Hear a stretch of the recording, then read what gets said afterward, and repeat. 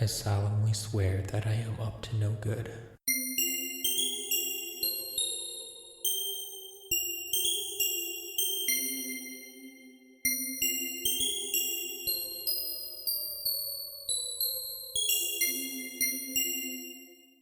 Hey everybody, welcome to episode 8 of the Tales from Godric's Hollow podcast.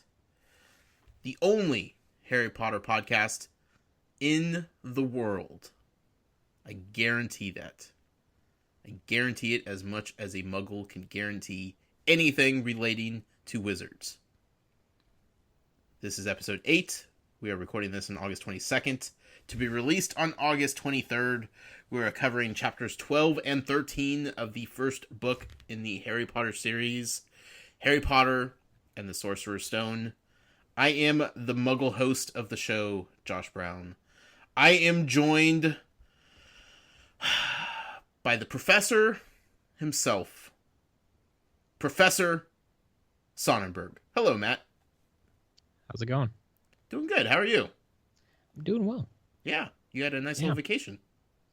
It's true. I did have a nice weekend away from the house. Mm-hmm. Just down to visit my parents, but I got to meet up with some fans. Sure. Talk a lot of Harry Potter. Award one of our fans with their fantastic giveaway prize they won. How cool is that to give away a prize in person? Yeah, I can't say I've ever done that before, and probably won't ever happen again. But yeah, that's it. It's pretty good.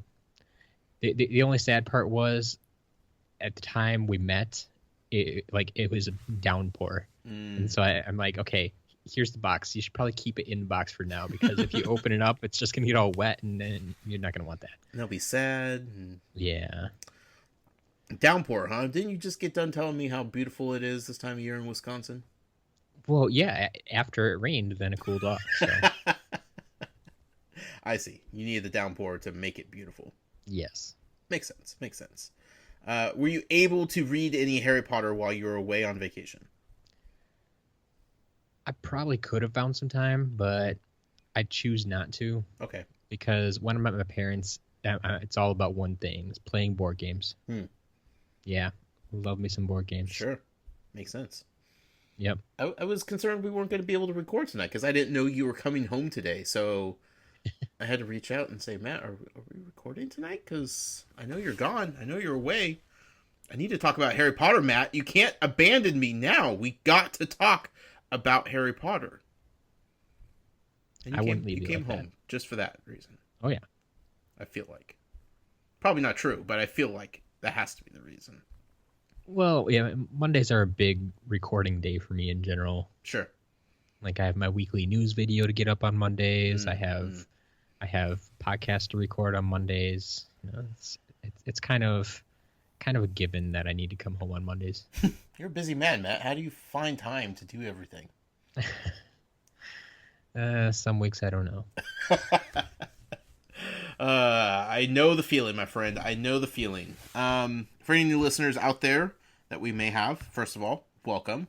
Secondly, this is, of course, not the only Harry Potter podcast in the world, but it might be your favorite one because this is in a book club in audio form. We are reading along with the Harry Potter franchise, books 1 through 7, one at a time, chapter by chapter.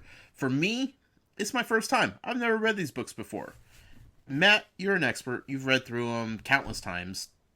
You couldn't even begin to tally up how many times you read through them if you tried. But it's definitely a love of yours. It's a passion of yours. You wanted to share that with me. I told you the only way I would do so is if we were able to podcast about it.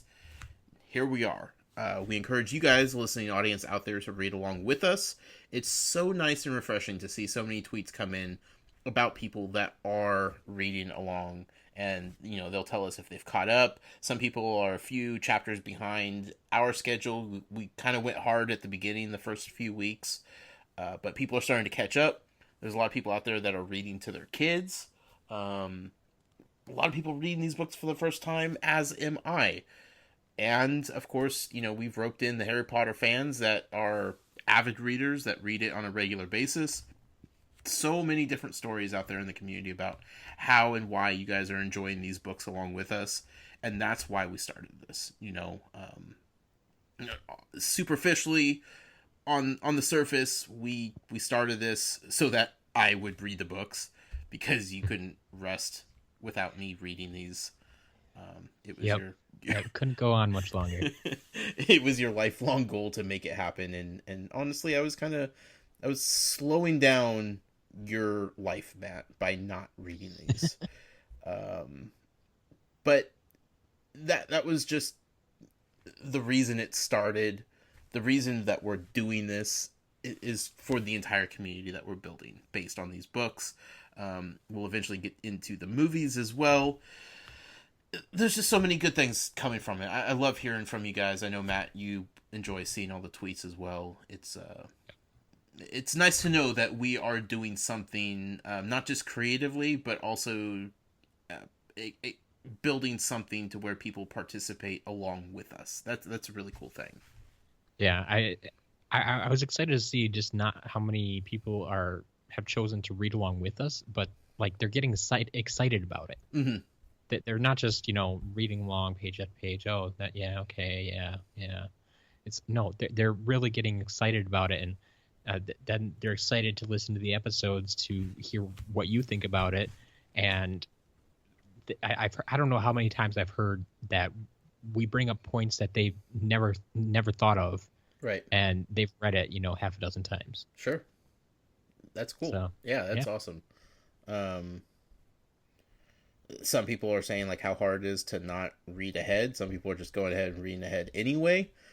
I would love to read ahead, Matt, but if I got too far ahead, these podcasts would be a train wreck. Like I would be all over the place, trying to talk about one or two specific chapters. Whew. Yeah, I mean it's hard enough for me just because I've read them before, right?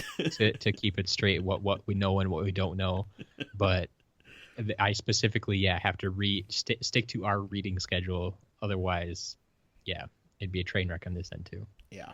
So we hope we're doing good. The feedback that we're getting is phenomenal. We appreciate you guys having fun with it and enjoying it for what it is. Even for those that aren't reading along, they just like to hear us talk about it. Like, that's cool too. However you're experiencing all this, we thank you for that, for sure. With that being said, please stick around for the end of the episode, where we're going to remind you about an awesome giveaway that we have going on that you definitely want to participate in and can possibly win something amazing. So we will go over that at the end of the show. But we got to start off, Matt, by explaining this is episode 8. We are going to be talking about chapters 12 and 13. Yes. As promised. However, we have to start by going over last week's episode. You got it. This is going to be a tough one, Matt. I was actually thinking about it today when I was thinking about my reading assignment and the required reading I had to do for this show.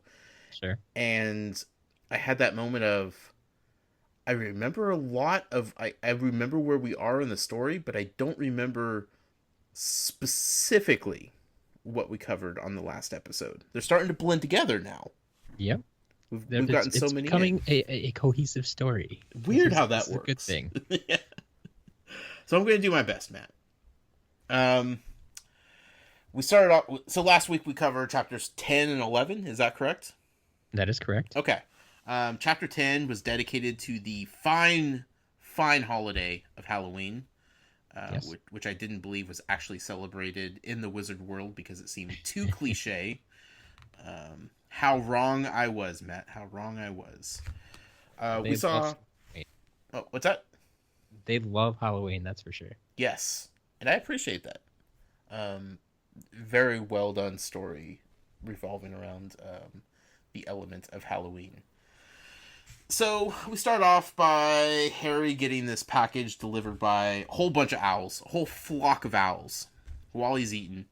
He reads the letter first, thankfully, because the letter said, hey, don't open this ginormous package that everybody just saw you get, because you don't want people to know what you got. seems silly that it's even delivered in front of people in the first place. Regardless, he opens it up. It's a broomstick. He can't believe it. It's a Nimbus 2000, the top of the line model as far as broomsticks are concerned. He's super stoked. It's a present from Professor McGonagall. Well, do we know that yet? I guess we kind of assumed that she's the one that wrote the note that said "Don't open this." Okay. So she signed that note. So I guess we kind of are assuming that it's from her. Sure. I couldn't remember quite if it was signed by her or if it was just implied, but so from there we learn that, you know, he's been given this because he's he's going to be on the Quidditch team and he needs to play Quidditch. But before he plays Quidditch, Matt, he needs to learn about the sport that so many people love, including his good friend Ron. We know Miss McGonagall is a giant closet Quidditch fan. Paints her face on a regular basis. Like she's a super fan. She just doesn't show it. So we talked to the Quidditch captain, Mr. Wood. There you go. I don't remember his first name for the life Oliver. of me. Oliver. Going forward, in the chapters we just read, he's just referred to as Wood. So it's true. It's true. Remembering first names is difficult sometimes. Oliver Wood, the captain of the Gryffindor Quidditch team. He tells Harry all about Quidditch. It's a complicated sport, to be honest with you. There's people scoring. There's people trying to keep people from scoring. There's people bashing people over the head. And there's this tiny little gold thing called a golden snitch that flies incredibly fast. Oh, one would say faster than anybody could possibly see anything moving in the first place. And the Seeker, which is Harry's position, the job of the Seeker is to catch the snitch. If you catch the snitch, the game ends. You get 150 points. Basically, it's like Whose Line Is It Anyway, where points don't matter. People are scoring points left and right throughout the entire match, but the match continues until the snitch is caught, and that essentially wins the match for the team that catches a snitch. There are some rare instances where the team could catch a snitch to end a match, but still not have enough points to win. That gets complicated real quick. So then Harry starts learning how to play it. He has practice, and Oliver Wood's teaching him how to play. Things are going pretty good. I don't remember how the transition happened, but somehow we got back into Hogwarts, where the scaredy-cat professor, not the actual cat, but the professor that's afraid of everything, who's supposed to be in charge of like the master of the defense of the dark arts, who you would think would be like the one professor you could rely on to have some bravery. He bursts in the hall when everybody's eating and runs over to Dumbledore and tells him there's a troll loose in Hogwarts. It's bad news. Bad news. And then he just collapses. I don't know if it was exhaustion. I don't know how far the guy was running. It might have been fear. It might have just been like his defense mechanism, like just play dead. Don't know. Don't know what this guy's deal is. So there's a troll loose. And poor Hermione, who's having a difficult time, she's in the bathroom crying. And Harry and Ron decide that nobody has told her that there's a troll loose because everybody's scared. Everybody doesn't know what to do. They decide to go try to find her to make sure she's okay. Turns out the troll gets locked by Harry and Ron in the same bathroom that Hermione's in. That's just bad. Nobody wants to get locked into a bathroom with a troll. Trolls are kind of stupid. Yep. They wear trousers. I still can't get over that, Matt. Ron and Harry end up defeating the troll with a spell. Harry jumps on the troll's back. It's a whole ordeal, but they save Hermione. The they're feeling pretty good about themselves, enjoying the success of this great accomplishment. That goes into chapter 11, where we actually got a Quidditch match. Yep. Like Our first full match. Harry, as far as we know, was just learning how to play, and all of a sudden now we're playing Quidditch. It's November. It's cold. It's icy. Hagrid's out there defrosting the broomsticks because you can't play Quidditch on frozen brooms. We find out that rarely do people die in Quidditch. Like, it's a thing. You could die in Quidditch. Doesn't happen very often, but hey, It's true. you might die. It's a risk you take when you get up there in the air. Or you could end up in the middle of the desert. What? Are you foreshadowing something, Matt? No, that was in there. Mm-hmm. I guarantee you. Okay. I guarantee you. I think you're foreshadowing. They said sometimes people disappear once in a while, but they always show up in a month or two. Gotcha. Okay. Regardless, it's a dangerous sport. Thankfully, we have a color commentator / announcer calling this Quidditch match, who is lightening the mood for everybody. He's great. I don't even remember the guy's name. He's a kid. Jordan. He's I believe he's Team Hufflepuff. No, he's actually Gryffindor as well. Oh, okay. I don't remember him being Gryffindor. Maybe I didn't even remember them saying that at all. Anyway. Yeah. We did. I know we did talk about that. He's good friends with the Weasley twins. Ah, yes. Kind of a troublemaker. Likes to speak his mind. He has jokes. He's a little outlandish. McGonagall is constantly hovering over him to make sure that he stays within reason of how he's calling the match. But he adds a nice flavor to it. Yeah. So this match is going pretty good until all of a sudden Harry's broomstick starts going wild and crazy, and he can barely stay on it. It's trying to buck him off of it. Turns out that looks like Snape is using some dark magic to try to disrupt not only the match, but possibly try to get rid of Harry Potter.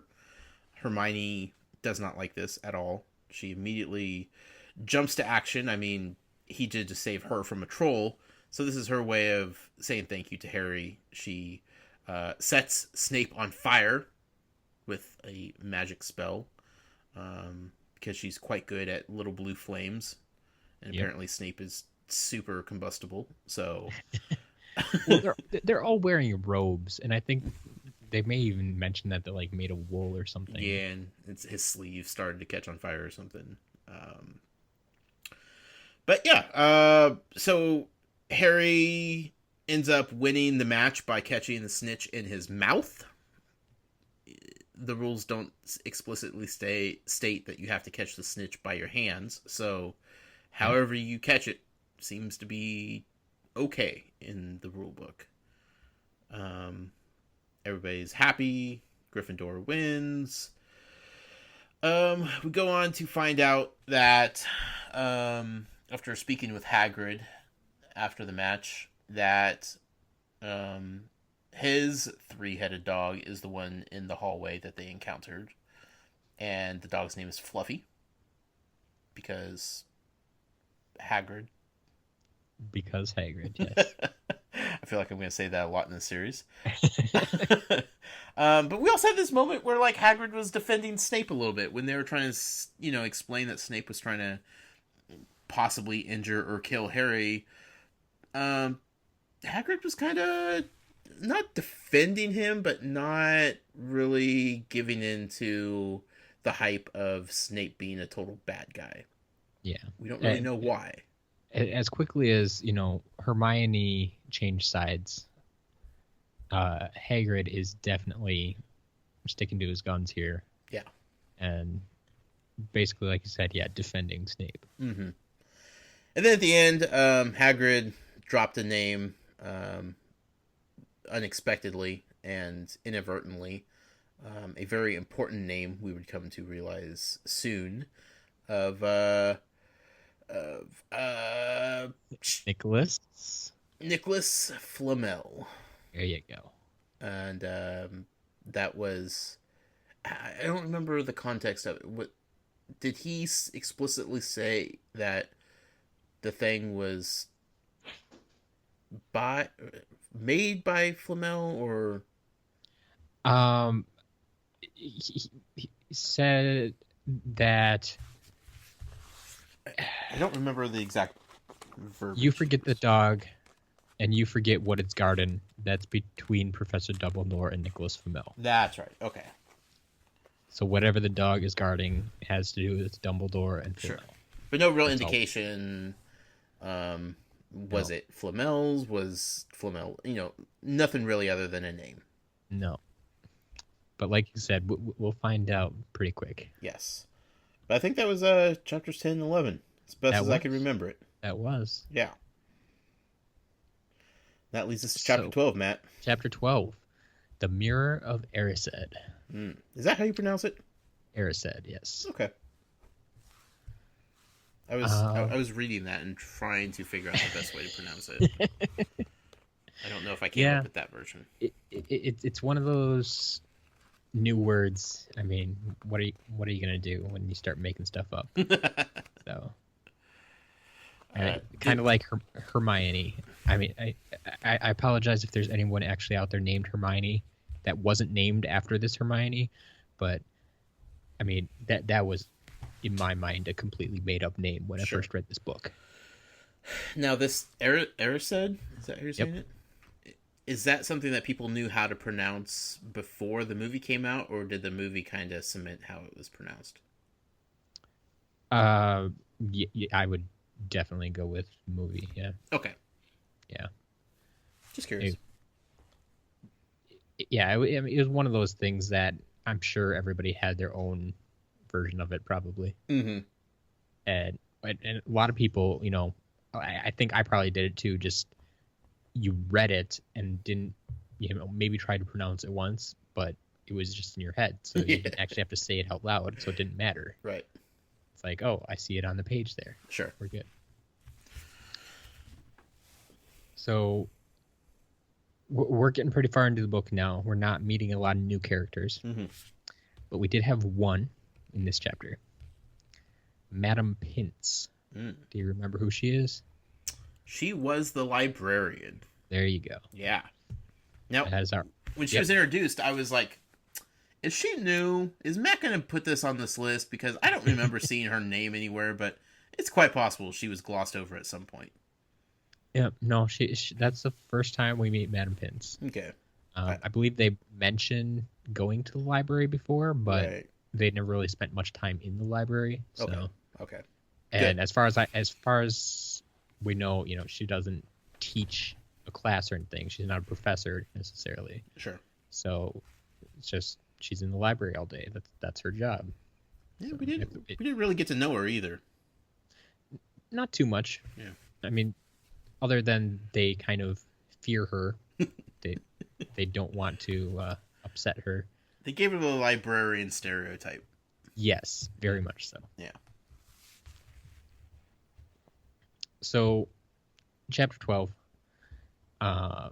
You mentioned.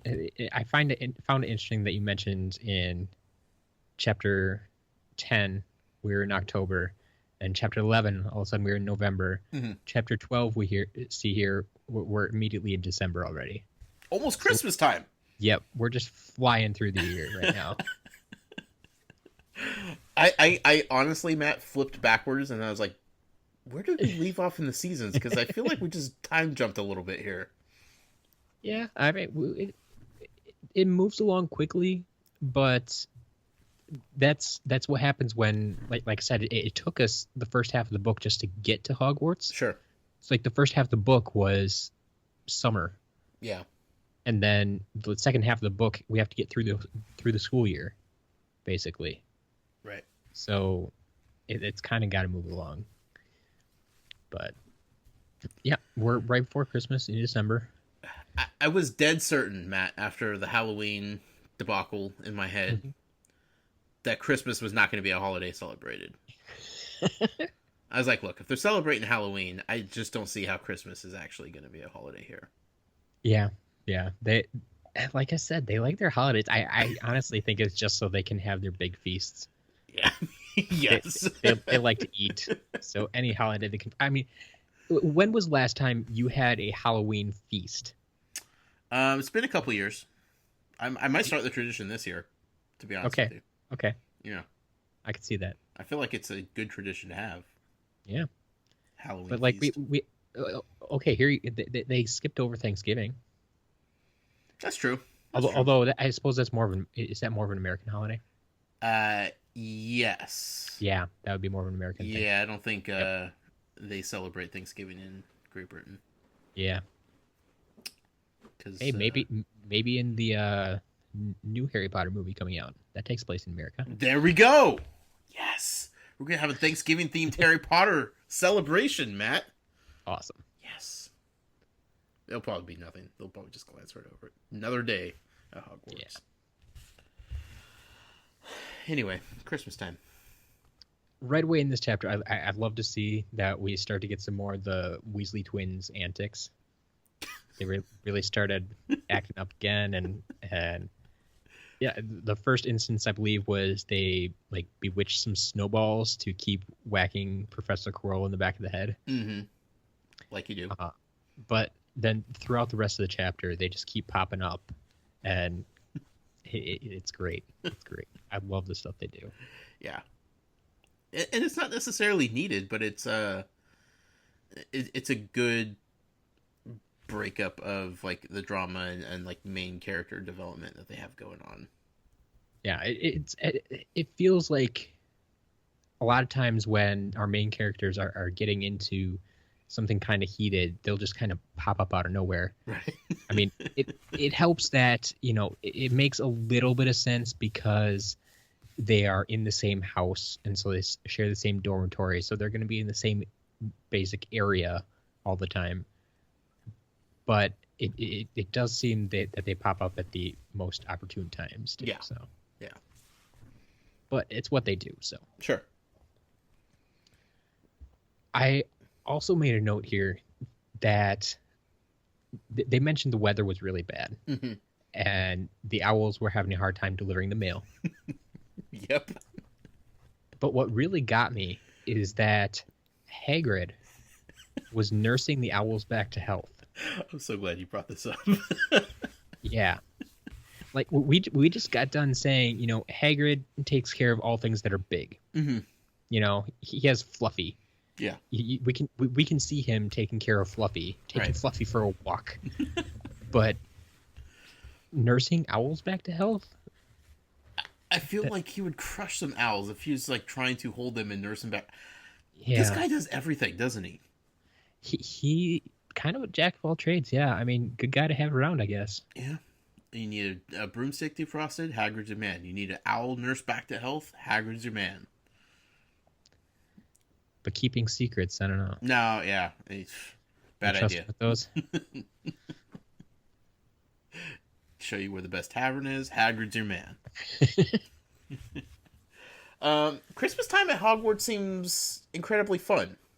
Yeah. Even though it feels like most people go home for the Mhm. holiday, Yes.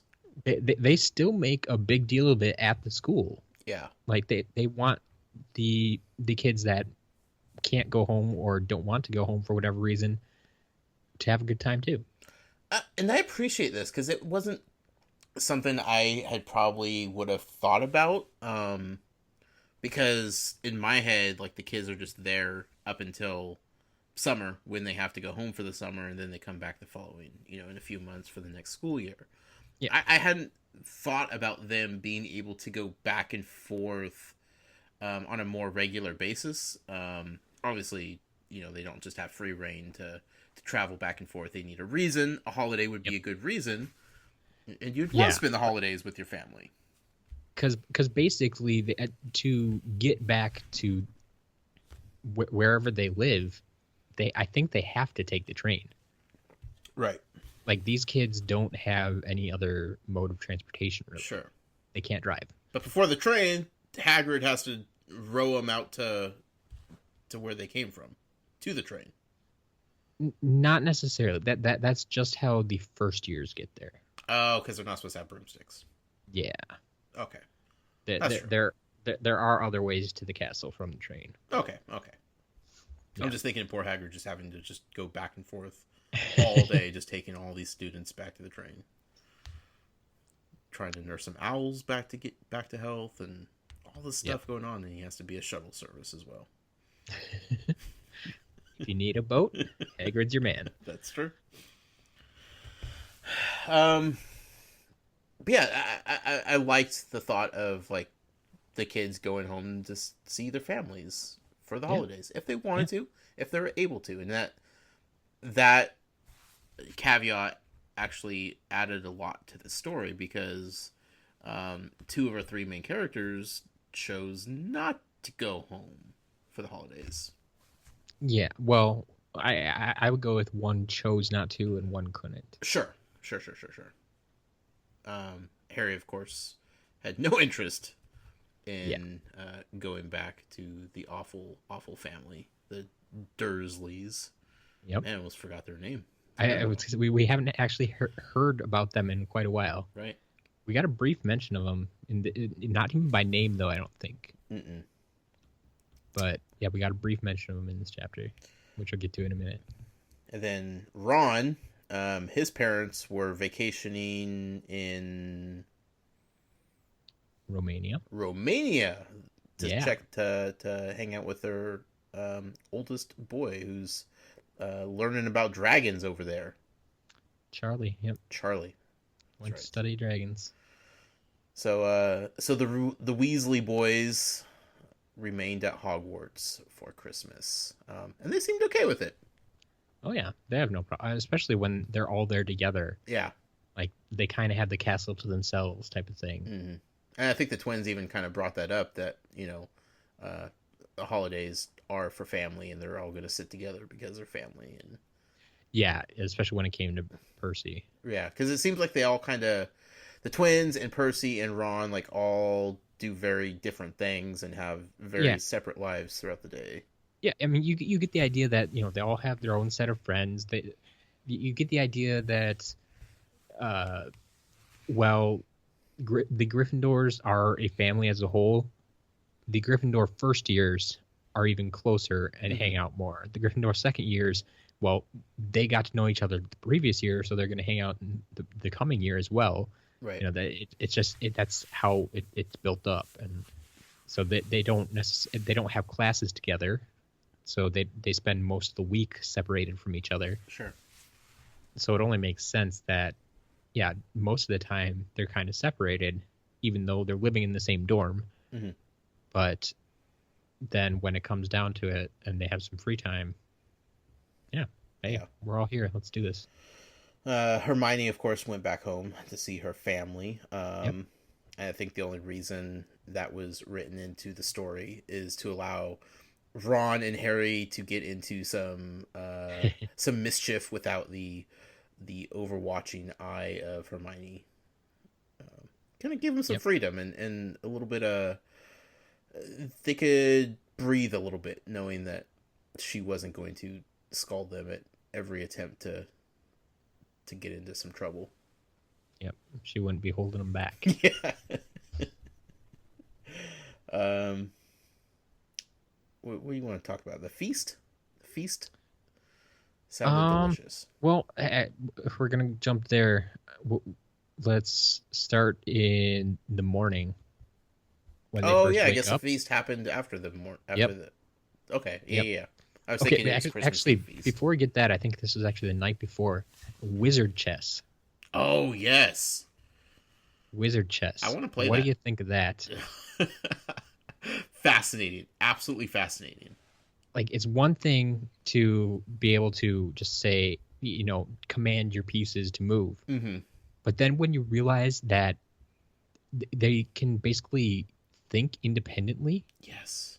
Like, you have to get your pieces to trust you as a leader, and they might talk back to you and not move where you want them to. Like, that brings a whole new dimension to the game. Yeah. Because it easily could have been the pieces are, alive, essentially, and they move on their own, like when you tell them to go somewhere, but they're still essentially still just chess pieces, you know. Yeah. They could have had like some cool battles, you know, to take over squares and whatnot, but it still would have been a basic game of chess. But add the extra element of they are thinking independently, and if they don't trust you as the leader, they're not going to listen to you. And Yep. you gain their trust by training with them, by being good at the game. If they don't think that you're going to be good, they're going to do their own thing. So Ron, who's, you know, been playing forever, it seems like, his chess pieces fully trust him, and he has total command of his army. Harry had to borrow a set from somebody who went, you know, back to the Muggle world for holiday, it seemed like. Yep. They didn't know him from Adam. They knew that he probably sucked at chess. And they weren't going to listen to him. They quickly at all. found out that he didn't know what he was doing. Just so crazy to think about. It's so funny. Yep. I love like it. That your pieces can teach you how to play chess, essentially. Yeah. Yeah, that's kind of weird. Do you play chess? I love chess. Okay. Yeah. Do you? I know how to play, and I have played a couple of times. It's not something I do regularly. Yeah. Wasn't a member of the chess club or anything. It's definitely not something I do regularly. I would love to. It's not something that I've ever gone into the next level and start memorizing moves and stuff. The moves and the strategies. Like, I am lucky if I am one move ahead. Yeah. Like, if I know what I want to do the next turn. Like, right. That's yeah, that doesn't happen. Yeah.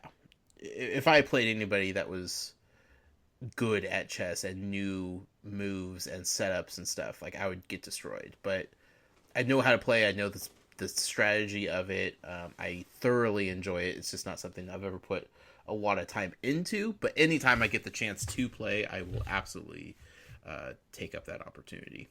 Sure, yeah. I don't mind playing as long as whoever I'm playing understands just for fun. Yeah. I'm not trying to be super serious about it. I might take a little longer on my moves. But the last time I think I played, I think it probably was the last time I played, was I played this girl who I didn't know it when we started playing until I got her down to the point where it looked like it was going to be a stalemate. Mm-hmm. And she decided to move away from the stalemate, which allowed me to win, which I thought was super weird. Mm-hmm. Like, why wouldn't you just take the stalemate? Right. And it found out it was all in her pride because she happened to be the captain of her school's chess team. Oh, no. I'm like, oh, huh. Yeah, I just beat you. Oh. Huh. Yeah. Interesting. Yeah. That I was not expecting that at all. Sure. So chess is fascinating. Yeah. It's a good experience. Mm-hmm. It's one of those things I think everybody should know how to play. Yeah. Even if you don't enjoy it, just know how to play. Know how the pieces move. Right.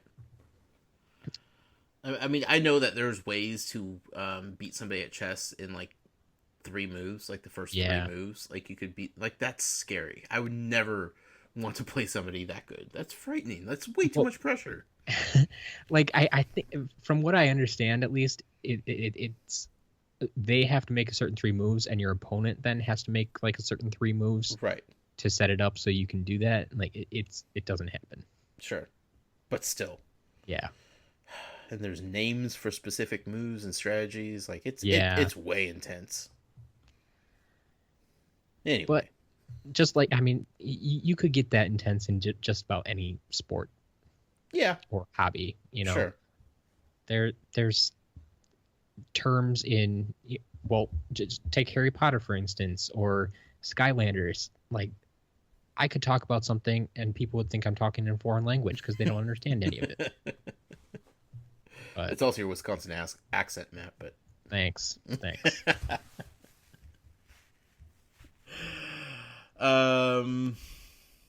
So they woke up in the morning. Yes. And they had a bunch of presents, which Harry wasn't expecting. but I love his stack of presents. Mm. Sounds like a good Christmas. It's just so perfect too, from like just Yes. everything that you would expect. Like again, like I wasn't expecting them to celebrate Christmas. So even when I found out that it was holidays and it was Christmas or whatever, then I wasn't expecting like the whole gift giving thing, and I don't know why. I am having a hard time accepting the fact that the wizard world and the muggle world are so closely connected, because Hogwarts seems so distantly removed from everything that I know of day to day normal life, you know? Yep. So for them to have shared, respective holidays that have the same traditions and stuff threw me for a loop, but in a good way. Yeah. So Harry got a bunch of presents at the foot of his bed when he woke up in the morning. So possibly my favorite one was the first one he opened from his aunt and uncle. No, that wasn't the first one. It wasn't the first one? Nope. Okay, the first one was from Hagrid. Yes, wrapped in super thick brown paper and scribbled. Yep. I just imagine this thing that Hagrid just like haphazardly wrapped. It was a flute, I believe, right? That he whittled. Yes. A wooden flute. Yes. That Hagrid obviously whittled himself. Yes. I just imagine Hagrid's wrapping job being not spectacular. Well, and then you figure we get the idea that Hagrid's this big guy. And so is he making a flute Hagrid sized or Harry sized? And if it is Harry sized, I mean, that's got to be really small for him to work with. So, yeah, it can't be pretty however you look at it. It's probably rough around the edges. Yeah. The next gift, though. Yes, the next gift, I think, is my favorite from his aunt and uncle. With the note. This is the best part. We received your message and enclose your Christmas present. And it had a 50 pence piece taped to it. Like, it's the most Dursley present you can get. I'm surprised they included anything. Right. Really. I think they felt obligated at this point. Yes. But what I find interesting is we received your message. Yeah, what's the message? Because we're pretty sure Harry didn't write them, unless he wrote to told them he was staying for the holiday. Mm-hmm. But it doesn't seem like he would write them at all. Like that seems like way too much effort to give them. And even if he would, he wouldn't like request a present, and they wouldn't just automatically send one back. So that's got to be something like McGonagall or Dumbledore took some action. Right. Well, McGonagall was the one taking a list of who was staying and who was going, right? It's true. Okay. Huh. Yeah, just seemed... I think that was probably just her job as head of house. I'm sure all the other head of house did it too. Oh, okay. That makes sense. Yeah. I don't know. I want to know what the message is. I want to know who sent the message, Matt. Yep. I hope we get answers. The 50 pence piece, right? Is that what it's called? Yeah, 50 pence. And Ron is just fascinated with it. Because of that, I actually had to look it up. Okay.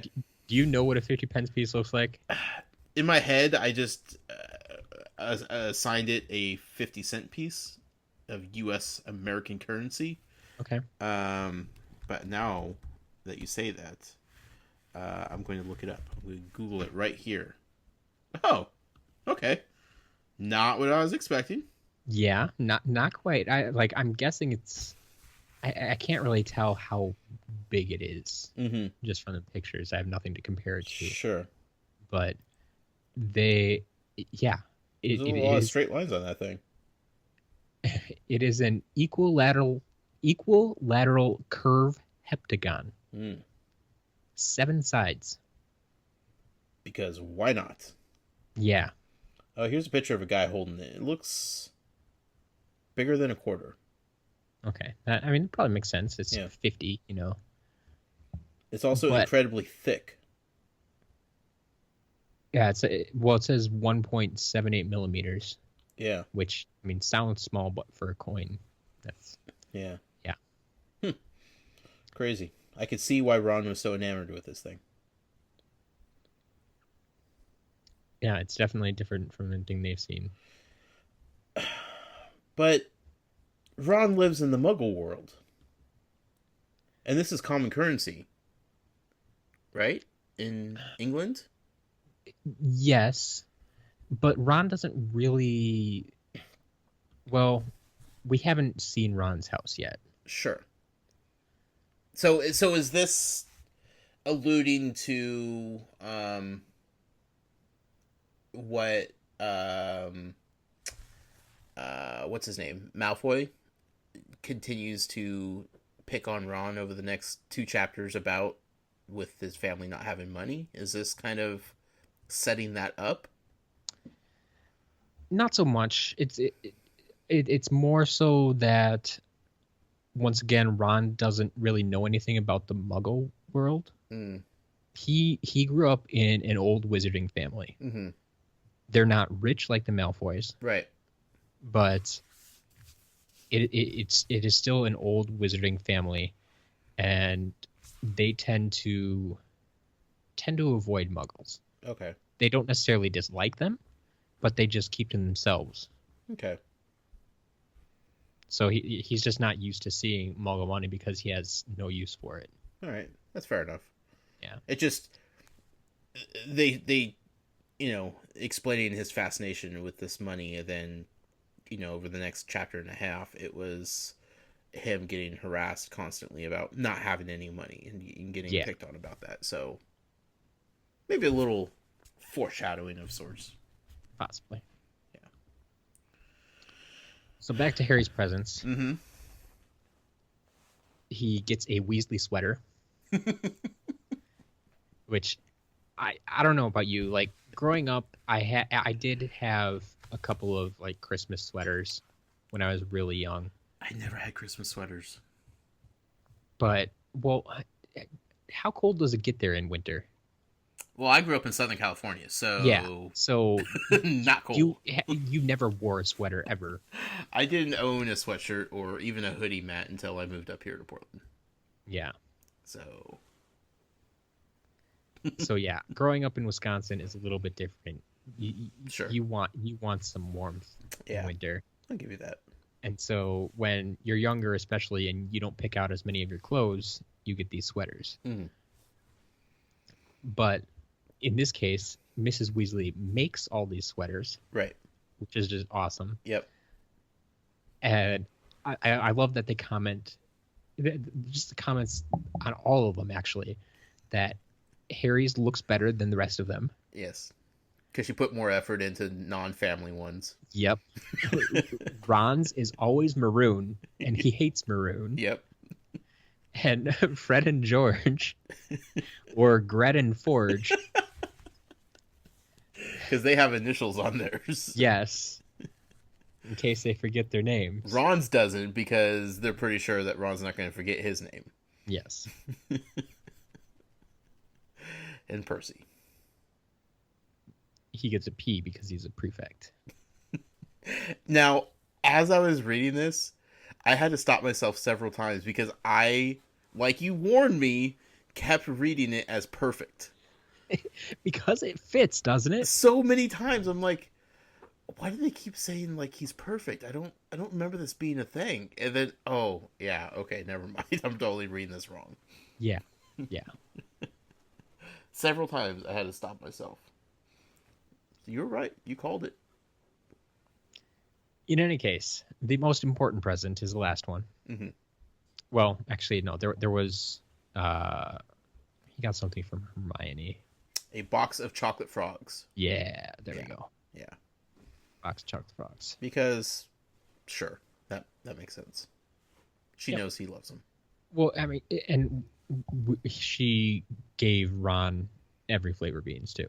Yes. So her gifts were all food related. Yeah. Candy. Also, real quick, can we go back and talk about how, or not really talk about, discuss, I just want to point out how Ron was kind of like sheepishly telling Harry that, you know, one of the gifts was kind of from him and his family, because he knew that Harry wasn't expecting any gifts, and like he really felt bad for Harry for that. So like he wanted to make sure his mom sent him something, and she sent him the sweater and a box of fudge, I believe. Yep. But it was like Ron didn't make it a big thing that he did this for Harry, but like was almost kind of like embarrassed to say like, I did this for you, like, you know, because we're best friends, but didn't want to make a big deal about it. Yeah. Just cool. It was nice. And I mean, that's the perfect reaction for an 11-year-old boy. right. And the Weasley family was like so awesome about it. And the Weasleys have kind of like adopted Harry as part of them, you know, not just Ron, but all the brothers, and then obviously Mother Weasley. And even Mrs. Weasley, who has just saw him at the station for what we have to guess roughly 5 minutes, you know, helped him through the gate, and then, or helped him find the platform, I guess. And then he was on the train and she never saw him again. And now she's sending him Christmas presents. And she has a lot of kids to worry about. Yeah. Like, so I just love that like Ron or Harry is like an adopted Weasley at this point. Yeah. Yeah. It's a good time. The coup de grace of the gifts, though. Yes. The most mysterious of the gifts is an invisibility cloak. Yeah. Didn't see that coming. I did, only because I've read this a few times. Sure. I would hope you saw that coming, Matt. Yeah. But yeah, it comes with a mysterious note. It possibly belonged to Harry's father. I mean, if we are to believe this note that says it was his father's, right? The note isn't signed, so we don't really know anything about it. Right. And it's stated that, you know, it's about time that it is returned to Harry, and to use it wisely. Yep. That's the key of the whole note. Somebody has given this back to Harry, not just because they thought that he should have something from his dad, but it's kind of implied that he's going to need it for something. Yep. You would think. I love how Ron was like so enamored with it and like talking about how rare it is and how cool it is, but at the same time, like for Harry, this is something he's never even seen or heard about, like ever. Like this is all the things he's seen at Hogwarts over the last few months. Finally, there's something that has like shocked him. Yeah. You know, he's gotten used to everything, and it's like, whoa, there's an invisibility cloak. Ron's just like, yeah, obviously these things exist. It's super rare to see him. This is really cool to see it in person, but yeah, of course it exists. Like, you're crazy for not believing in these things. Yeah, well, once again, it's Ron being Harry's guide through the wizarding world. Yeah. It's something that Ron grew up knowing about, at least hearing stories about. They're that rare, you know. But now it's Harry. He, once again, knows nothing about it. Why would he ever think about having an invisibility cloak? Right. That's not a real thing. That's imagination. Can't have that. It's smooth as silk or water, light as air. Like, everything about it just seems awesome. Yeah. Does he use it? He will. He will, indeed. Now, did you want to touch on that feast we were? The feast? Yeah. Real quick. I mean, obviously, they have tons of good food. Everything. The way she describes these feasts and the food, I need to stop reading this book when I'm hungry. It's ridiculous. Yeah. But I want to talk about the Christmas crackers real quick, or the wizard crackers. Yeah. When I read wizard crackers, I stopped and I was like, what in the world are wizard crackers? Like, Ritz, Triscuits, like, what would be so special about these wizard crackers? And then they went on to explain that they're just like the Christmas crackers, except based in the wizard world. And I don't know how many people are actually familiar with Christmas crackers. Is this something that you're familiar with, Matt? No. Okay. It's definitely a European, definitely a UK Sure. tradition. But they do sell them here in the States. Okay. They're like a tube, and they're usually wrapped up in some nice Christmas paper, some sort of decorative thing. They're tied at both ends, and you pull them apart, and they have like a little tiny little pop, like a little, like those poppers that you could buy and throw on the ground, and they pop, Yeah. pop, pop. Yeah, those I'm familiar with. Yeah, so they have like a pop type of thing to it. So when you crack it open, essentially, you're pulling the tube apart. That thing pops and it makes a little noise. And inside, there's usually like a little plastic toy of some sort, or like a little game, a joke or two put into it. They're all kind of filled with something different. There's always a folded up paper crown that you unfold and you're supposed to wear at the table when you're doing these with everybody. Everybody's supposed to like read their jokes aloud to one another. They're little things. They're nothing big or fancy or expensive and meaningful in them, but they're kind of meant to do something together at the table that's fun and silly and Yeah, that makes a lot more sense. yeah. 'Cause, yeah, when I read through this, like, because we're just coming out of a feast, Mm-hmm. and so I got food on the mind, Yep. and so I see cracker, and yeah, I think of food. Right. And so even when they started describing it, like there are a few things that didn't fit, but the closest thing that I could come up with, especially when she mentioned there were jokes in there, Right. that the closest thing I could get is like a fortune cookie. Mm-hmm. And that still doesn't quite, make a lot of sense in Yeah. my mind. But Yeah, there's nothing edible about them. yeah, Nothing at all. that's where it's confusing. Yeah. But inside these wizard crackers, instead of like the silly little paper crowns and stuff, like there's Yep. actual full on hats. Because they're magic and you can do that. Live mice and Yeah, that was kind of weird. chess sets and because that could happen. But I loved the visual of Dumbledore wearing an Easter bonnet, Yes. sitting at the table instead of his normal pointy hat, because that's what was in the wizard cracker, and he's all about that kind of silly little stuff. So it's fun elaboration of something that is in the Muggle world that is enhanced and made better by wizard magic, if you will. It's true. But Matt, I would encourage you to look into Christmas crackers. Okay. Like I said, they are sold in stores, more of like the high end stores, Pier 1, World Market, that kind of stuff. Definitely sell Christmas crackers.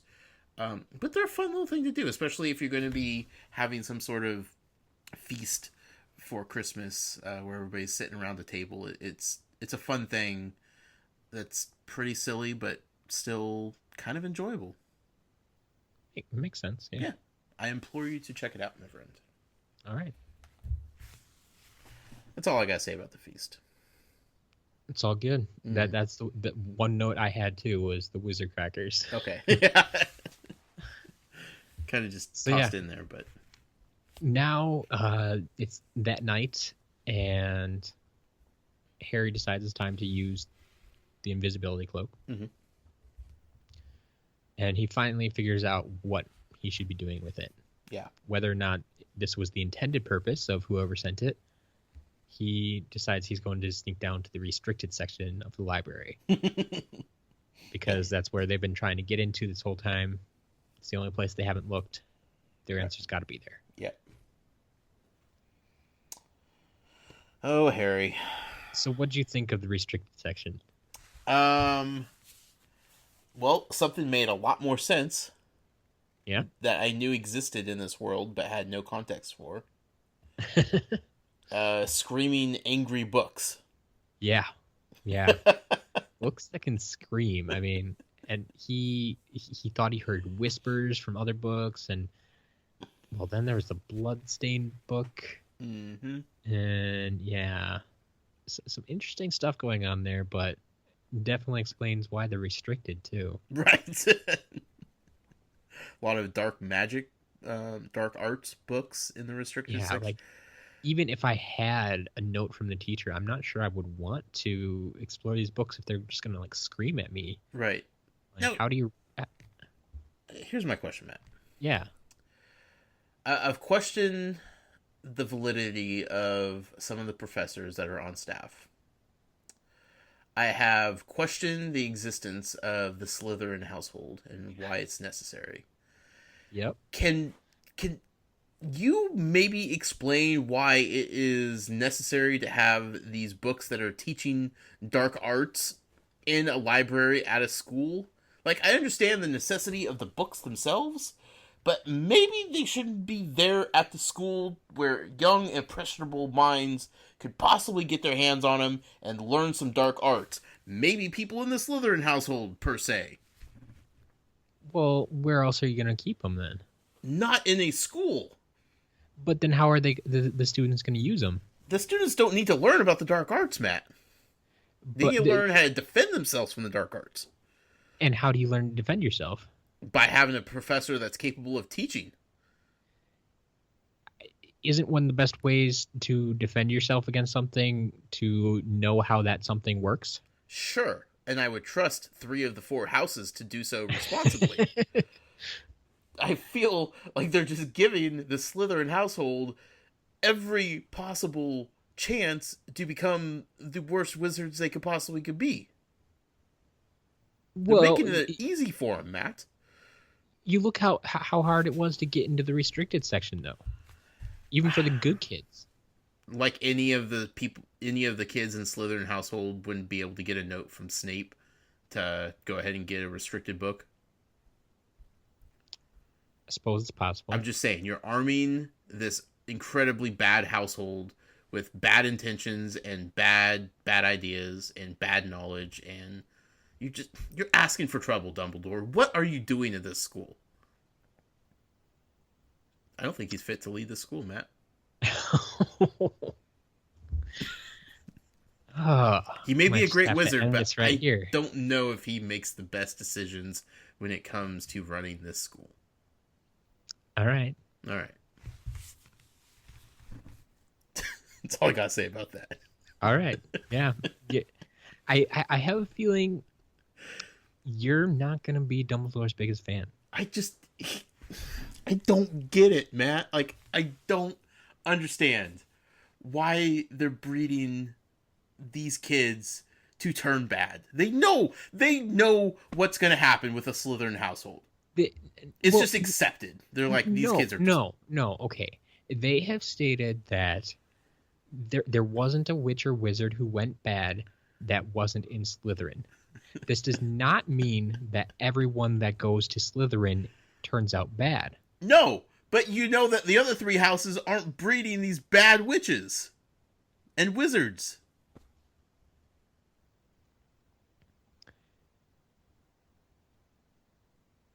But they're just making it too easy, Matt. That's it.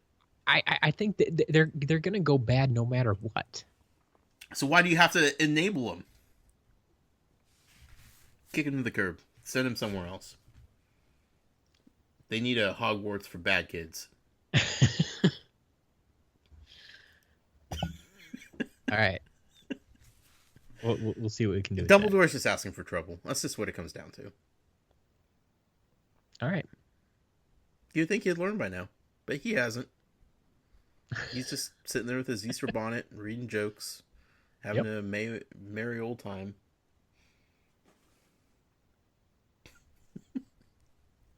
Invisibility cloak. Let's get back to it. All right. Well, Harry decides to pick a book, and it ends up screaming at him.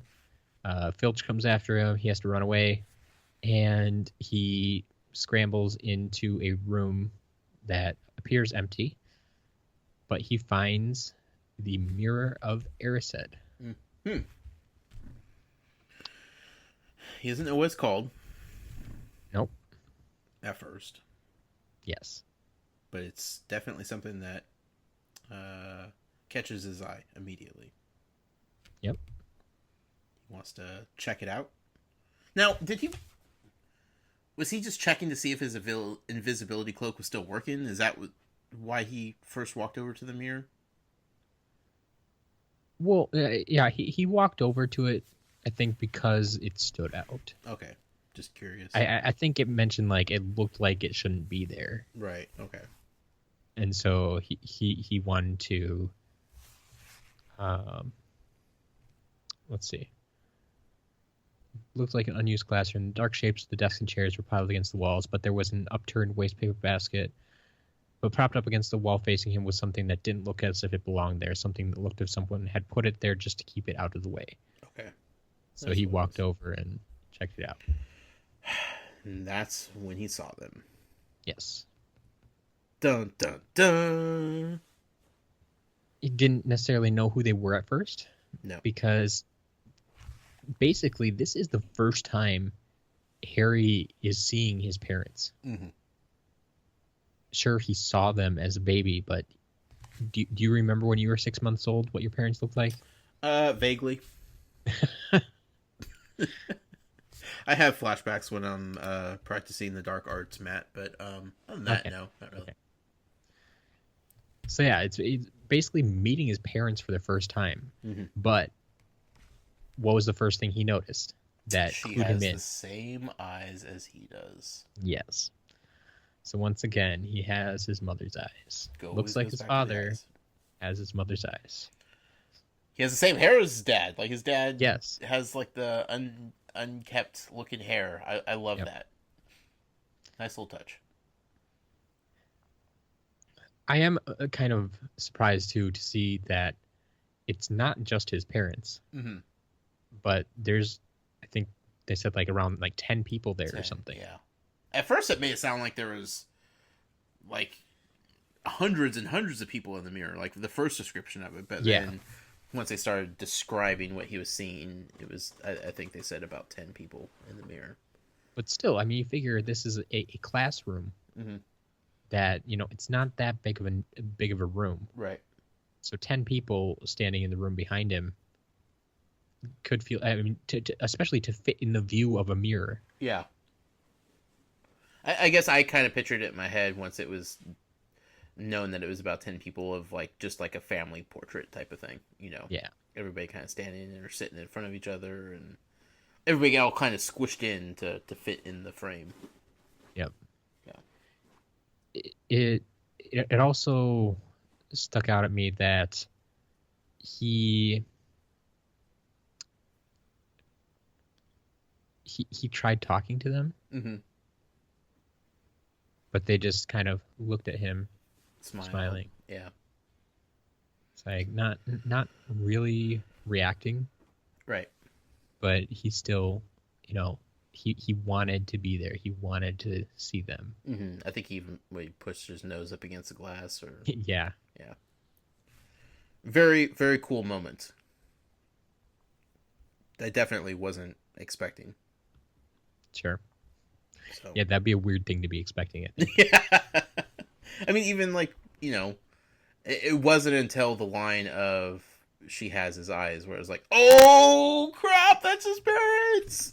I was so excited, but like up until then, it's just like he sees some people in a mirror. Like, at this point, Matt, there are people in paintings that are guarding doorways and ghosts flying around. Like, people in a mirror is not the most absurd thing I've heard from this book. It's true. It's true. So, and then it was like, oh, that's his family. Wow, that's pretty cool. So, yep. He eventually left. Yep. Had to. But he came back next night. Mm-hmm. Had some company. Mr. Weasley. Ron had to check it out for himself. Yeah. Well, Harry wanted to show Ron his parents. I think Ron was the one that was saying how excited he was to see Harry's parents. Yeah. Harry just wanted to see it again. Like, he didn't care. Like, Ron could have been with him or not. Like, it didn't matter. Like, I think maybe he wanted, like, validation that he was actually seeing what he was seeing. Sure. But it was cool that Ron was so excited to see Harry's parents. You know? Yeah. It just shows how good of friends they've become. Mm-hmm.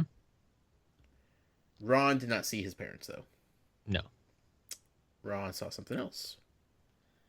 Yeah, Ron saw himself as basically the best of the best. Yeah. He had every title and award possible. Mm-hmm. Captain of the Quidditch team, and Yep. holding up the house cup, and was a prefect. Yeah, it was very unusual. So this just basically confused Harry even more. Mm-hmm. He still didn't know what was going on. Right. It wasn't until his third trip back where, well, he didn't know it right away, but Dumbledore was there waiting for him. Yep. Which still gets me. It's Dumbledore. As much as you're going to rag on him, he knows what's going on in his castle. Sure. And so he was there waiting for him. Harry didn't even notice him because he was so, laser focused on getting to the mirror. Yeah. But Dumbledore finally explained things. Yeah. Ron and Harry have been going back and forth whether or not it was like, were they seeing into the future? What it was actually showing. Dumbledore finally broke it down as to what the mirror was for and what it was showcasing. Yeah. So my question for you is, did you make any sense of the inscription on the mirror? No.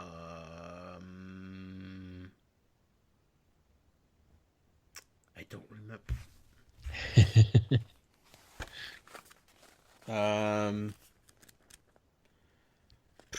Was that where none of the words looked like they were English?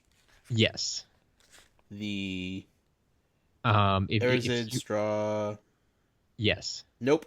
I read that and I was like, nope, I don't know what that means. Moving on. Okay, I put so no more thought into it. I don't remember if I figured this out the first time I read through it or not. Okay.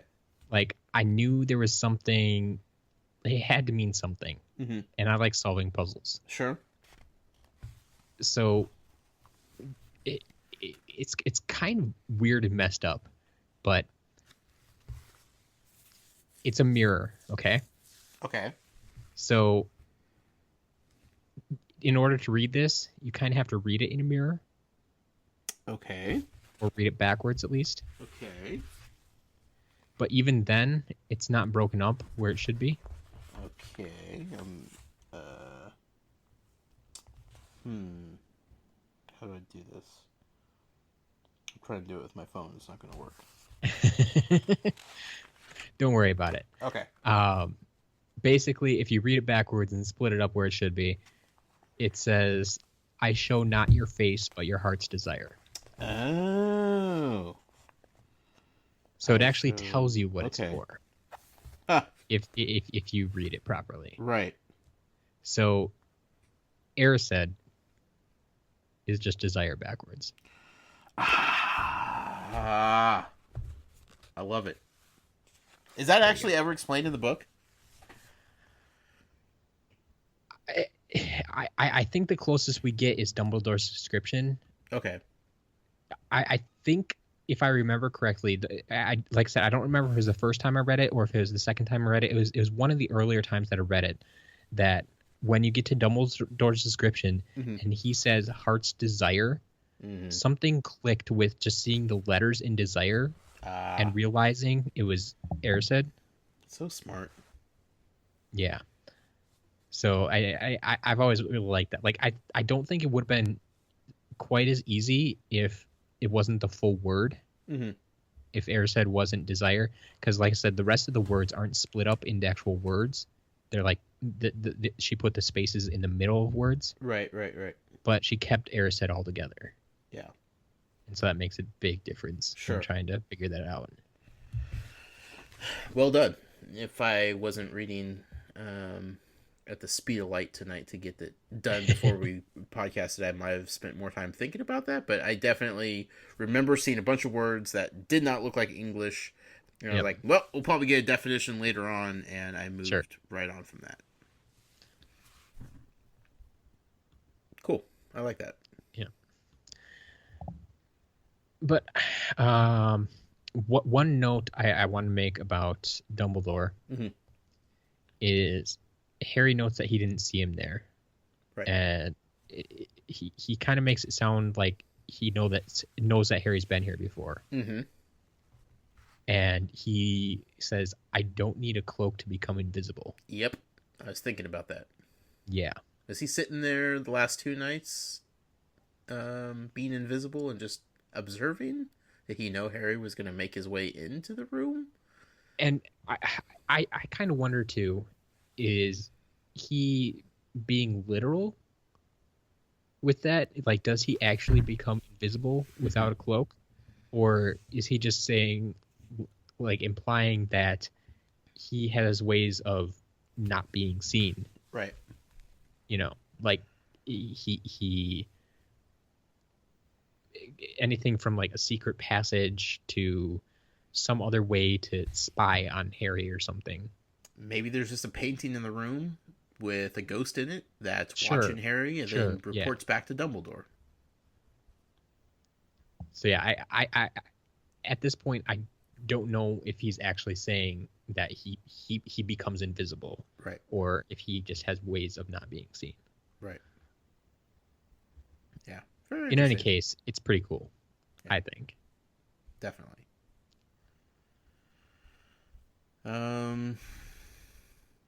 Is that about where the chapter ended? Yeah. Okay. That was about it. The only other thing Harry asks is he wants to know what Dumbledore sees in the mirror. Mm-hmm.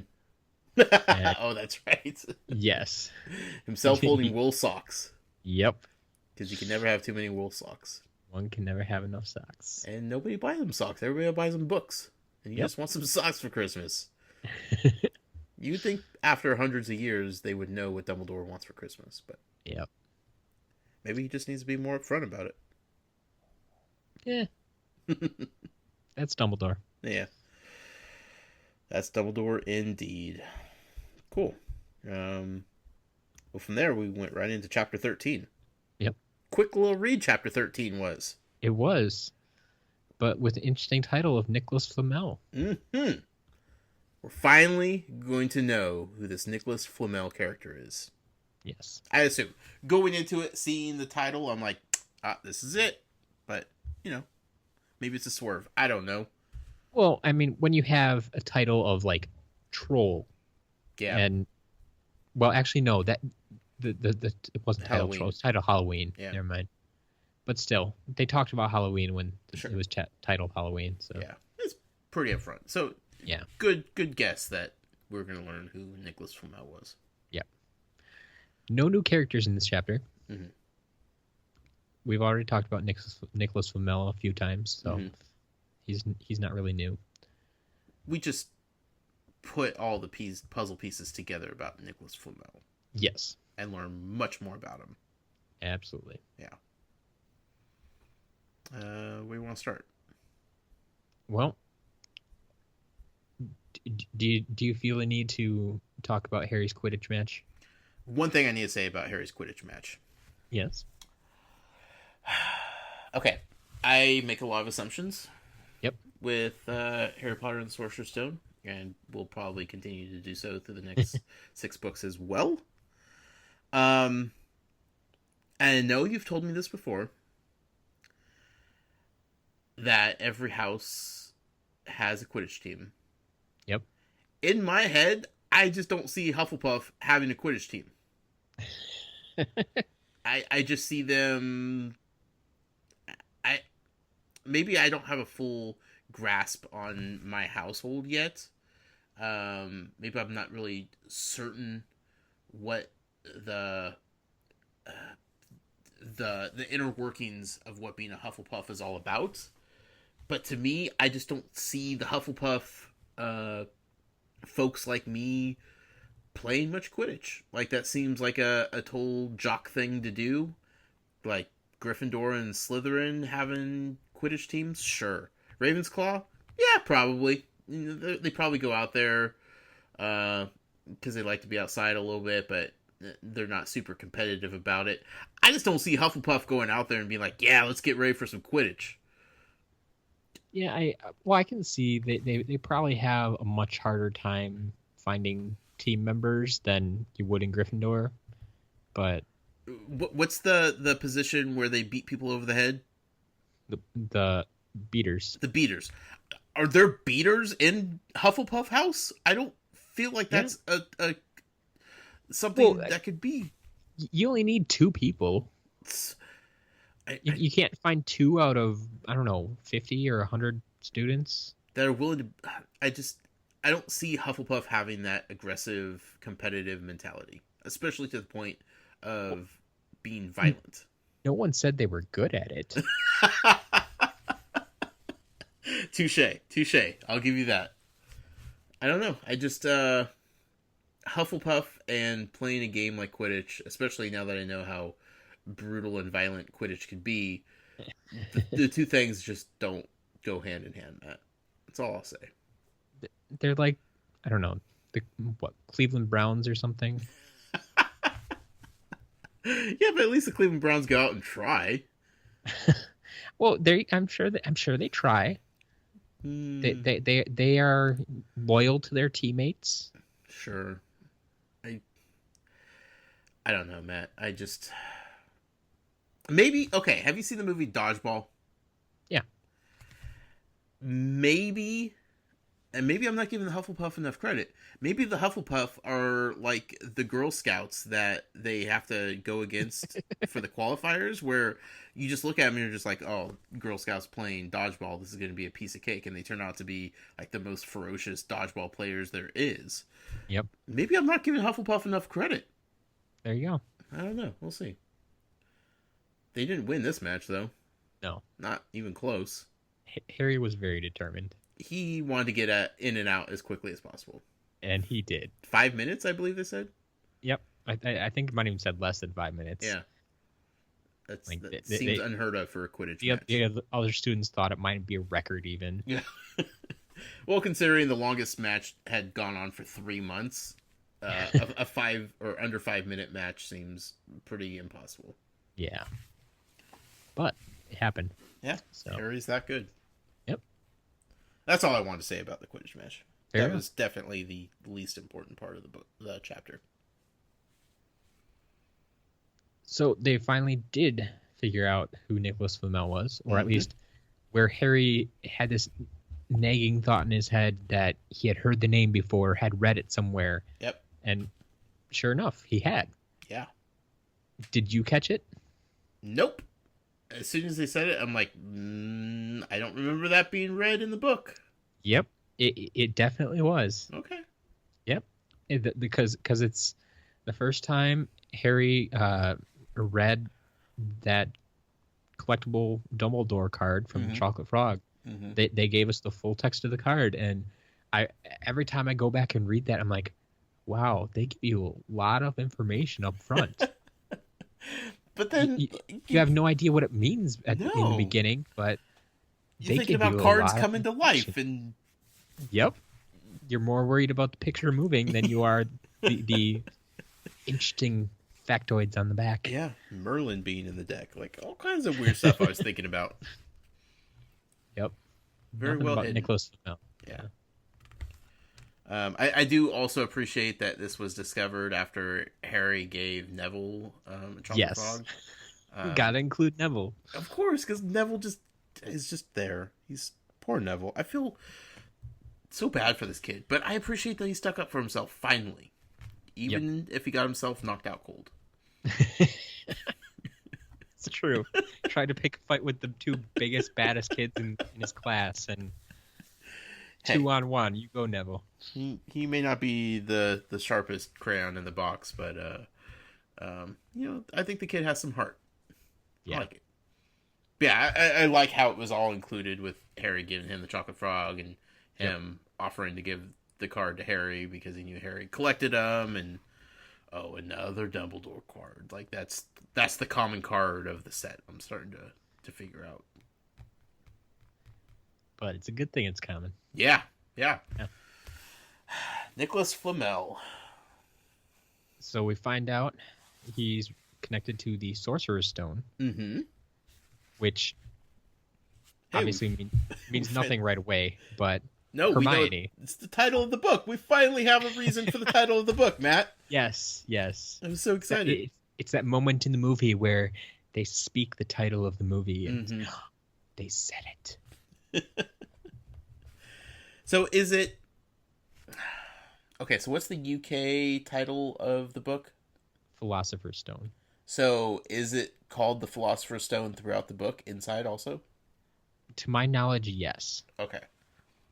Because I think I read somewhere that there is some of the like collections of books, the sets, they changed the title to be Sorcerer's Stone, but didn't change the inside. Oh, okay. So it has all the hardcore British in it yet, Mm. and it still refers to as Philosopher's Stone inside. I think, Gotcha. or something like that. And yeah, some people were really confused about that. Okay. But from what I've learned, they just changed it to Sorcerer's Stone because that markets better in America, I guess, which is ultimately everybody's biggest marketplace. Sure. So Well, even after learning what the stone is all about and what it does, like Sorcerer Stone seems to fit the description a little bit better than Philosopher's Stone. yes, So yeah, maybe. Yeah, I don't have a good explanation for that other than that's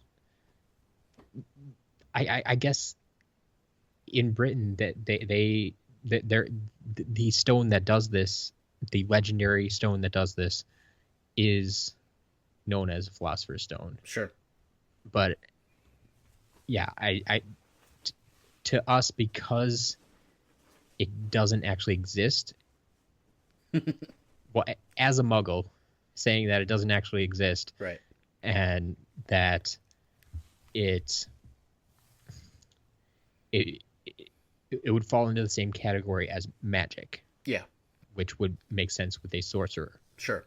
So that all seems to make sense, Mhm. as opposed to a philosopher. When I hear philosopher, I think, guy who Great thinker. thinks a lot, Yeah. not guy who does magic, Right. which was what I would think of with sorcerer. Right. So Who knows? yeah, Okay. So what does this stone do? it can do two things. It transforms any metal it touches into gold. Mm-hmm. Midas touch. Yes, and it can create the elixir of life, Mm-hmm. which makes whoever drinks this elixir basically immortal. Right. Now, this Nicolas Flamel character. Yeah. He's one of the creators of the Sorcerer's Stone. Yes, I believe he is the only known creator of the stone. Okay. And... From yep. Oh, go ahead. From what I understand, I think like we get the idea that Dumbledore was involved somehow. Mm-hmm. I kind of see Dumbledore as like his research partner. But Sure. Flamel, I guess, finally made the big breakthrough. Mm-hmm. So he's the one that made the stone. Like Dumbledore helped him get to that point. Right. But ultimately, it's all Flamel. Yeah. And so he, well, at least was in possession of it. Mm-hmm. Now, Dumbledore is at Hogwarts. Yeah. protecting it with Fluffy. So the stone seems pretty powerful, Matt. Yeah. So that led me to our Muggle poll of the week. Mm-hmm. Which I put up a little bit late. My apologies. Yeah. Tonight got Yeah. out of hand quickly, so. But still, for how late you put it up, Mm-hmm. it still got a fair number of votes. Yeah. Yeah. Still got 55 votes in. So we'll take that. Mm-hmm. The question was, if you owned a Sorcerer's Stone, would you actually use it? Mm-hmm. I mean, would you really want to live forever? Would you really want all the here's- gold in the world? Yes. Here's my question. If you use it, can you use it either or both? Or when you use it, do you get something turned into gold and you get the elixir of life? Like, is it a combo package each time it's used, or is it used in separate instances to do separate things? I don't think it's ever actually explained how it works. Okay. But I've always assumed that you could do either or type thing. That's how I read it too. Yeah, in my mind, because I think it says like whatever metal it touches, that turns to gold. So like you just touch the stone to metal surface and it becomes gold. But in order to make the elixir of life, like you have to go through. In my mind, it's almost like you have to go through another, I don't know, chemical reaction, scientific experiment type of thing, and like drop the stone into the pot at the end, and that becomes the elixir. I don't know. Yeah. Exactly. Or is like the byproduct of turning a metal into gold the life of elixir? Yeah. You know, that like it could be, but then yeah, you still have in to my drink head it's always right? Yeah, you still have to drink it. Yeah. Would I use it? Absolutely. Why not? I don't see any possible ramifications from using something so powerful. Would I use it to live forever? I mean, if I wasn't a muggle and I was living in the wizardy world and I wanted to just keep enjoying life as I was, sure, why not? Especially because it seemed like he gave some to his wife as well. So him and his wife were able to live forever. They were in like their 650, years. Yep, somewhere around there. So like, as long as I wasn't the only one living by myself, like that would seem like a very lonely existence. Well, I mean, you'd have to keep making new friends. Yeah. Like all your friends would keep dying, and you have to make new friends. And I mean, look at Wolverine from the X-Men. I mean, like, he's a miserable character. Yes. So like, if I could give it to other people that I loved and would want to be around forever with me, like, yeah, that would be cool. To retire and just live out whatever I wanted to in the world.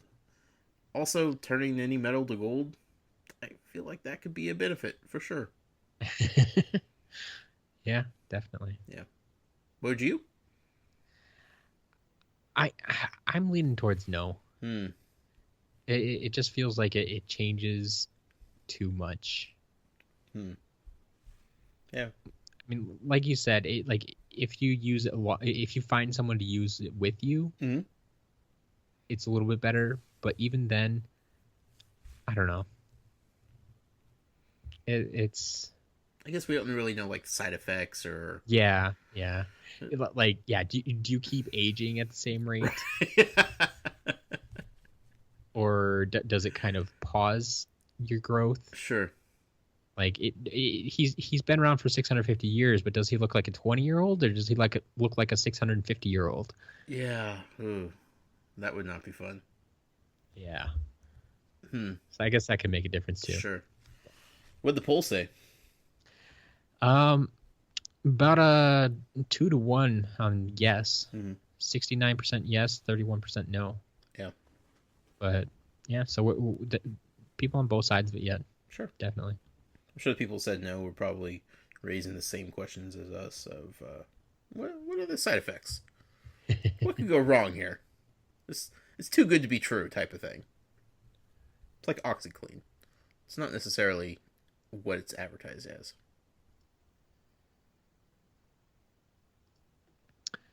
So let's see, what else do we have here? Oh, Snape in the Forest. Yes, Snape in the Forest with Mm-hmm. Quirrell, Professor Quirrell. That guy, man. Matt, someone needs to strip the professor from this guy. He's not trying to make friends with Snape here, Nope. but he's meeting him out there. Like, he knows something shady's going on, because you don't go into the Forbidden Forest with a guy who is quite familiar with the dark arts, even if you are the professor of the defense of the dark arts, without suspecting that something might be up, you know? It sounds like Snape wants to use him to help him get the Sorcerer's Stone. Yep. He doesn't seem super excited about helping out Snape. Mm-hmm. But will that change? I feel like Snape is a very influential guy and could probably get things that he wanted. Especially to, a guy like Quirrell, who is, frightened of his own shadow? Right. So, this Forbidden Forest intrigues me. I want to know what's going on in this forest. Oh, we will definitely get to explore the forest. Good. If we keep on going. I want to know why it's forbidden. What lies within the forest, you know? Yeah, I'm guessing a whole bunch of bad things.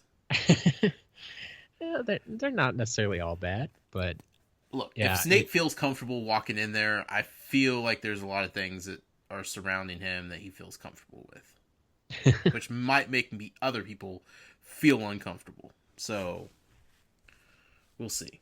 That's one way of looking at it. Let's see, what else was in the chapter? Was that about it? I think that was about the chapter, yeah. Yeah. I like how the chapter ended, though. Yeah. So Harry was telling Ron and Hermione about what he saw and heard with Snape and Quirrell. And so Hermione says, "So you mean the stone's safe only as long as Quirrell stands up to Snape?" And Ron responded, "It'll be gone by next Tuesday." So, like, even the kids don't trust Quirrell to be able to stand up for himself. Like, Yep. no respect at all for this man. No, not at all. But I enjoy it. Good 2 chapters. Yeah. We learned a lot. We did. We got some big reveals. A lot of mysteries uncovered. Mm-hmm. Definitely, we're seeing the through points of the story of the first book, and everything's kind of fallen into place as to where we're going here. Yeah. So I liked it. I think like the big event of the 2 chapters was definitely Harry's parents in the mirror. That was a really cool thing. So Sure. Yeah, I enjoyed the 2 chapters, Matt, thoroughly. That's good. That's good. We only have a few more left. Yeah, we're almost done with this one. Oh man, 4 more You chapters. almost read your first Harry Potter book. Holy cow! Holy cow! Didn't think that was ever going to happen.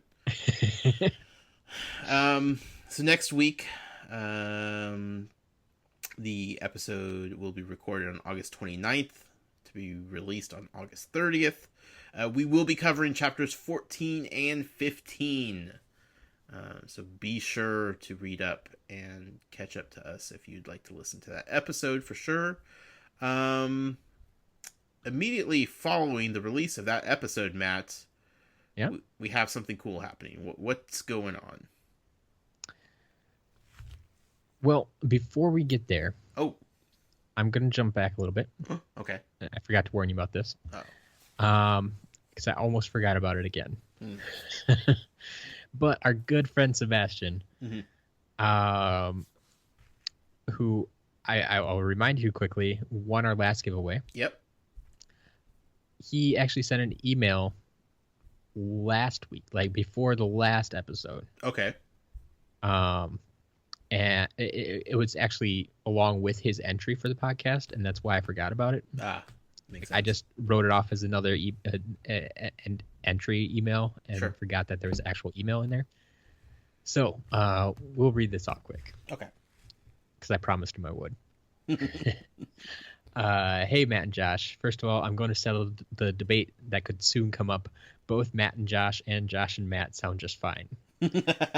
So since Matt has taken control of the show, his name will now and forever go first. Okay.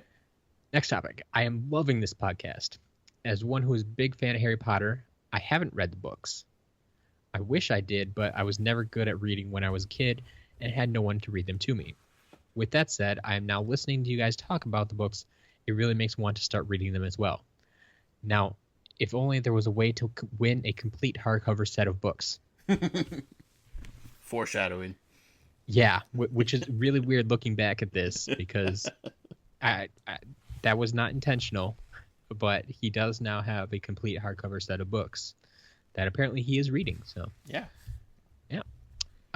Josh, you have no idea how good it makes me feel hearing that you are actually enjoying this.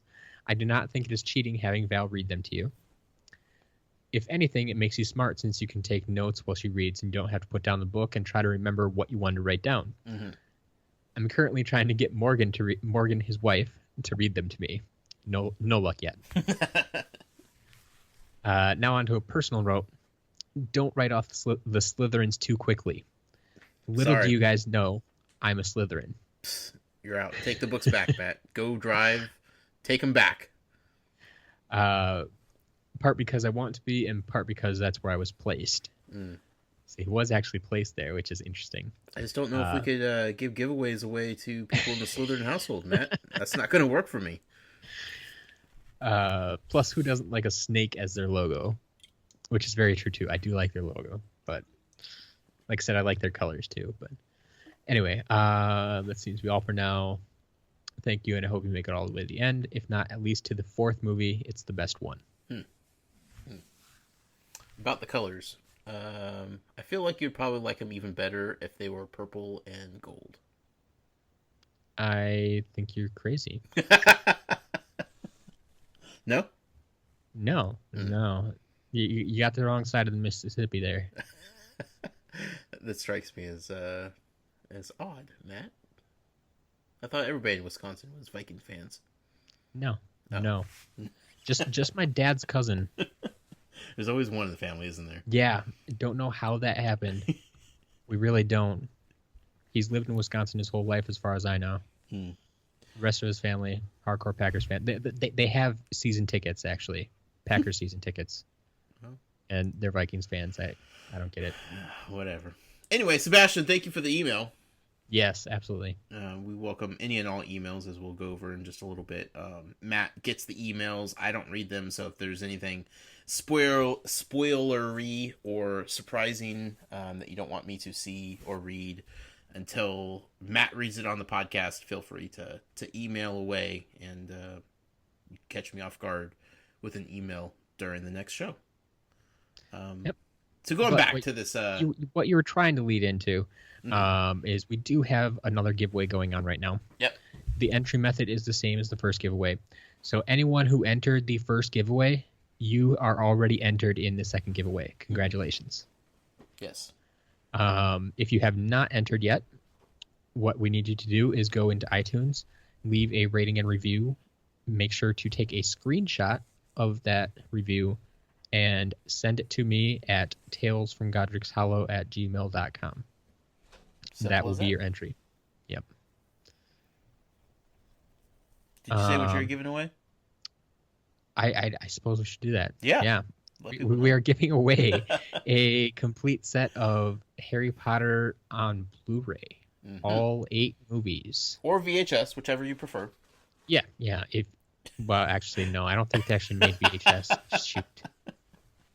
If you want DVD, I can do that. Sure. But I'm offering Blu-ray. If you don't accept the Blu-ray, then you need to maybe figure out what you're doing with your life and possibly get a Blu-ray player. Just saying. DVDs are going the way of the dodo. Just get a PlayStation. Yeah, there You're you all go. set. Yeah, Yep. for sure. Yeah, the deadline for that entry then is going to be 12:01 a.m. Central Time on September 1st. Yes. So get your entries in, folks. It's a cool giveaway. Obviously, very very nice prize to win. But it definitely helps us, and it helps the show. It helps us get a larger audience, and we could build a bigger community. And everybody's a winner. So thank you in advance to all the reviews that are going to be coming in. Even if you're doing it just to win a prize, it still helps us, and we appreciate that. So thank you. Definitely. With that being said, Matt, we got to sign off here. It's time. I think so. It's time to do it. You could find me personally on Twitter at The Noise. And you could find the show on Twitter at Tales from GH. Short for Godric's Hollow, of course. And then, Matt, where could people get a hold of you at? You can find me also on Twitter at As a Matter of Matt. Or, like we said, you can email the show at talesfromgodricshollow@gmail.com. Yes. And check out the website, talesfromgodricshollow.com. Yep. It's all there for you. Absolutely. If you're interested in our reading schedule or the release schedule, or you get the podcasts up there too. Mm-hmm. If you don't want to listen to them on iTunes or Stitcher. Do we have them up on Google yet? Submitted, yes. So okay. I assume it just grabs the feed and takes it. I don't know how to check on it, so okay. I assume it's working. If it's not, let me know. But I did everything on my end to get it up there, so perfect. Who knows? Yeah. With that being said, next week, episode 9, chapters 14 and 15. August 29th will be the recording date. Until next time, Matt, thank you once again. As always, I'll be seeing you soon, my friend. Absolutely. Live and in person. But until next time, Muggle out. Mischief managed.